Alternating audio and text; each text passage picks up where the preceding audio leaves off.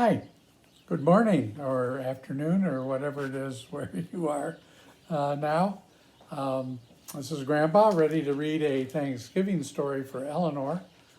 It's Saturday, so I'm in deference to the University of Michigan. I'm wearing my Michigan shirt. The story we're going to read today is "Twas the Night Before Thanksgiving" with story and pictures by Dave Pilkey. And this is a little different take on obviously The Night Before Christmas, which I read last year. So, 'twas the day before Thanksgiving, and all through the trees the fall leaves were spinning aloft in the breeze. 8 children had boarded their school bus with grins in hope that a field trip soon would begin. So there you see the fall leaves and the school bus and the kids waiting to go on a field trip from school. They sang as they rode through autumn terrains, while visions of drumsticks danced in their brains. So there they go. The school bus is picking up a lot of dust here. And there's the visions they're having of eating turkey drumsticks. Yum, yum. All right. O'er rivers through woods and winding and weaves, their school bus sailed on through new fallen leaves. And when out on the road there arose such a clatter, they threw open their windows to see what was the matter. You see the school bus going down the road, and there they hear some clanking, and the kids are all looking out of the school bus to see what is going on.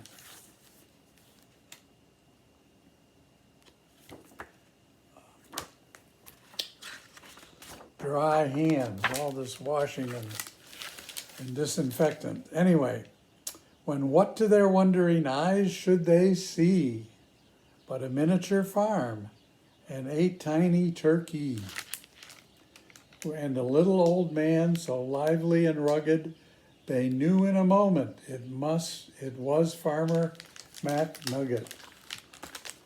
McNugget, I wonder if that has anything to do with a fast food chain.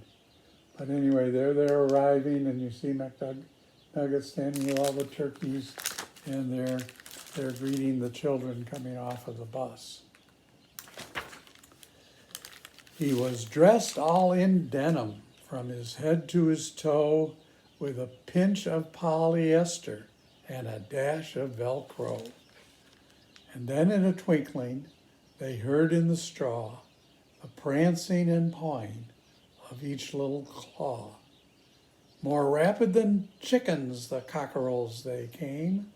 He whistled and shouted and called them by name. So there's the farmer, and there's all the turkeys looking excited that the kids are there. Now Ollie, now Stanley, now Larry and Mo, on Wally, on Beaver, and on Shemp and Groucho. If you ask your dad, he might be able to tell you who all those people are. Turkeys are, excuse me. The turkeys were chunky with smiley beaked faces, and they greeted the children with downy embraces. So here the turkeys are all running, and the children are hugging the turkeys and having a good time.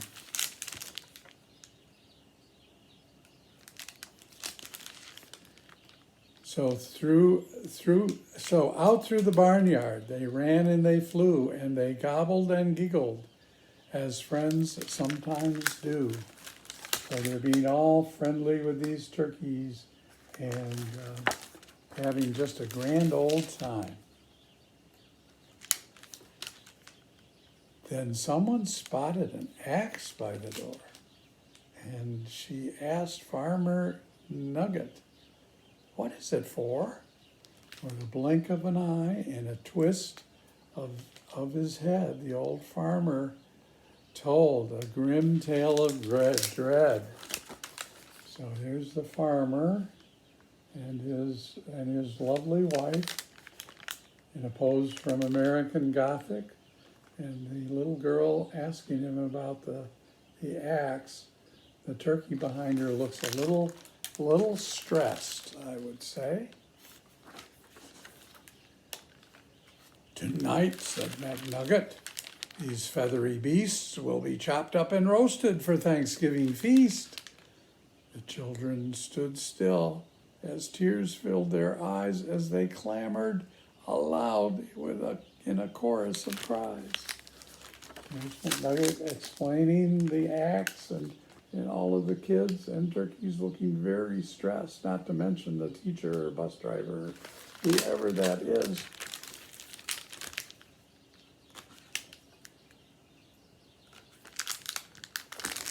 This page will turn.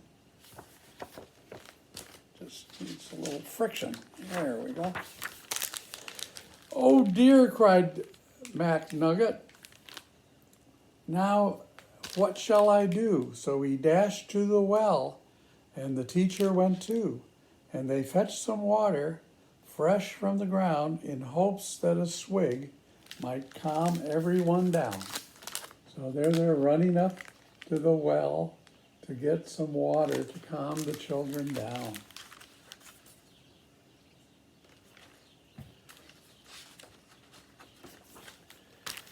And when they returned to quiet the matter, the children were calmer and mysteriously fatter. The boys and the girls drank up their drinks in the hay and thanked old McNugget and waddled away. So there they come back with the water for the kids, and all of the kids are looking really kind of fat and a lot different. And what is that coming out of the bottom of their coats or their dresses or whatever? There's little feathery kind of things at the bottom. Whoa, what's going on? They limped to the school bus, all huffing and puffing. It's not easy to walk with hot turkey stuffing. See, so they're going into the school bus, and they all got hot turkey stuffing. And then, as the school bus drove off in the night, McNugget looked round. Not a turkey in sight. He couldn't see a turkey.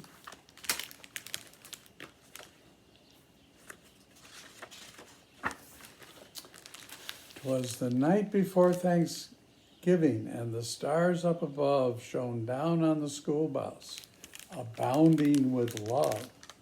And so there's the stars shining on the school bus, and there looks to be kids and, I don't know, little feathery things in there. Abounding in love. And the very next evening, 8 families were blessed with 8 fluffy Thanksgiving turkeys as guests. They feasted on veggies with jelly and toast, and everyone was thankful. The turkeys were most. I imagine the turkeys were most thankful. You see all the families gathering for Thanksgiving, and there looks to be turkeys at every table. So each one gave thanks for love and for living, and they all had a wonderful, happy Thanksgiving. And there you go, the story of "'Twas the Night Before Thanksgiving." My suspicion is it has been written by a vegetarian. But I hope all of you in Virginia have a wonderful Thanksgiving, and hopefully we'll be seeing you soon at Christmas. Goodbye.